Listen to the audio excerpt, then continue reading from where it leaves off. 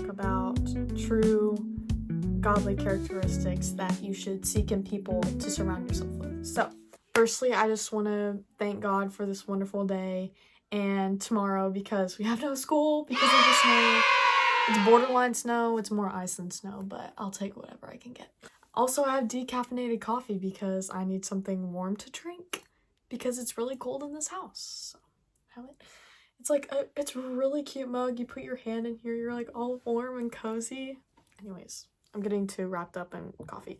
Okay, it's decaf, by the way. It's decaf. Okay. The first person that comes to mind when I think of true Christ-like character is my mom. Besides Jesus, I think of my mom. And I'm just gonna say some things that I think are very Christ-like that I see in her. So, she enjoys the moment. She works hard in everything that she does. In every aspect in her life, she works hard. She's forgiving. She's thankful. She loves others well, even though, like, the beef between them, but she just loves on them. She's gentle, humble.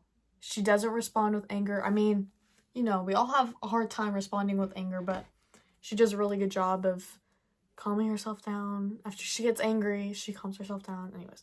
All right. She sets an example for others. Me, my little sister, my step siblings. Like, she sets a really good example. She's respectful. She's honest. She surrounds herself with Christ-like people. These are some Christ-like characters that I definitely see in my mom. And I'll obviously want to say I'm very thankful that I have a mom like her that I can look up to. She's my biggest mentor in life. Before I go into this topic, obviously there is no perfect Christian out there. So we all have our flaws, and that doesn't mean you need to find that perfect Christian that you can look up to because, you got Jesus that you can look up to, obviously. But in real life situations, we are born with a sinful nature. We call ourselves Christians because we're not sinless, but we sin less. It doesn't mean that we're never going to sin again. We're obviously going to have our flaws and our shortcomings, but the real question is that person going to push you towards your full potential that the Lord has in store for you, or are they just going to, not push you and just kind of go with the flow and don't really help you in your life? God did not create us to live alone. In fact, He created us to be with others. If that looks like having a community of friends, just one friend, parents, aunts, uncles, grandpas, grandmas. You need people in your life that are Christ-like and that you fully trust so you can share things with them that are growing and hiding in the dark so they can die in the light. If we just harbor those things and we don't talk about them with others. Now, I'm not saying if you have an acquaintance with a friend and you're like, I just have to say it because if I don't get it off my chest, that's what Emma said, no, that's not what I'm saying.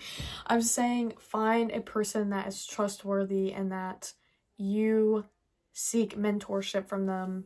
Like my mom, she knows everything about me. She knows everything that I've done, and she pushes me. She's honest with me. So people like that in your life, you need to share those things with, and you should be there for them as well. So I have a friend of mine who shares lots of things with me because she trusts me and I'm honest with her, and I give her my honest thoughts and my opinions on the things she's done and things like that. So think of a friend that you're really close to and that you're really, y'all really trust each other and it's a really tight bond, and that they can give you some wisdom about the certain hole that you're in or things that you're hiding from. There's a verse in Proverbs 13:20. It says, "Walk with the wise and become wise, associate with fools and get in trouble."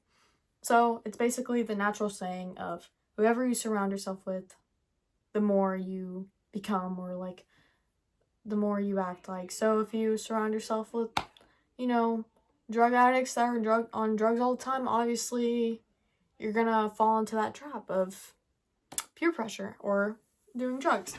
That's really extreme, but You get the point. You want to surround yourself with people that will push you to your full potential. For me, I look for people who have the eagerness to learn more about the Lord and who want to get better. I think of the famous story in Luke 5. Yeah, let me turn there actually. Luke 5, it talks about the paralyzed man. Ooh, that was about to fall. Okay, I'm just gonna read it because this is a really cool story. Okay. One day, while Jesus was teaching, some Pharisees and teachers of religious law were sitting nearby. It seemed that these men showed up from every village in Galilee and Judea, as well as from Jerusalem, and the Lord's healing power was strongly with Jesus. Some men came carrying a paralyzed man on a sleeping mat. They tried to take him inside, but they couldn't reach him because of the crowd. So they went up to the roof and took off some tiles. Then they lowered the sick man on his mat down into the crowd, right in front of Jesus. Seeing their faith, Jesus said to the man, "Young man, your sins are forgiven." But the Pharisees and teachers of religious law said to themselves, "Who does he think he is? That's blasphemy. Only God can forgive his sins." Jesus knew what they were thinking, so he asked them, "Why do you question this in your hearts? Is it easier to say your sins are forgiven or stand up and walk? So I prove to you that the Son of Man has the authority on earth to forgive sins." Then Jesus turned to the paralyzed man and said, "Stand up, pick up your mat, and go home." And immediately, as everyone watched, the man jumped up, picked up his mat, and went home praising God. Everyone was gripped with great wonder and awe as they praised God, exclaiming, "We have seen amazing things today."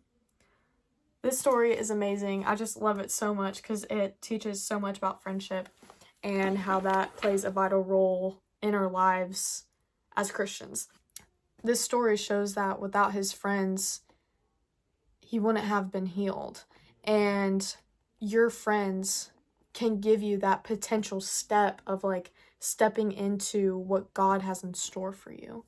So I wrote some things down that are red flags when I try to find true Christians or true believers in Jesus. First thing, if they don't own up to their mistakes or their sins, it shows that they are not willing to humble themselves and they're not willing to show the other side to them that they're not perfect. You know, like I know people in my life that will do Bible studies and that will share the gospel, and then the next day like I see them doing secular things and the things of this world. And so always be yourself and always show like it's okay to make mistakes. Another thing, if they're not forgiving, that is like a no-go. Like if they're not forgiving of others and if they constantly judge them and constantly just demean them, I'm not gonna hang around with them. Right here, Proverbs 17:9 says, "Love prospers when a fault is forgiven, but dwelling on it, it separates the close friends." Proverbs literally just told you, like, dwelling on it and not forgiving separates close friends. It separates that any relationships, really. If you truly have Jesus in your heart, you have the ability to forgive others. I'm not saying you can forgive others easily, but I am saying that you can forgive others. And if you can't, and if you constantly have strife with that person, like, I'm just not gonna surround myself with you. Gossip. Gossip is a thing that I struggle with, and so I want to surround those who don't gossip and those who push others not to gossip too. And so I notice when I surround myself with people that don't gossip, and I haven't gossiped in a really long time. Proverbs 16:28 says, "A troublemaker plants seeds of strife." Gossip separates the best of friends.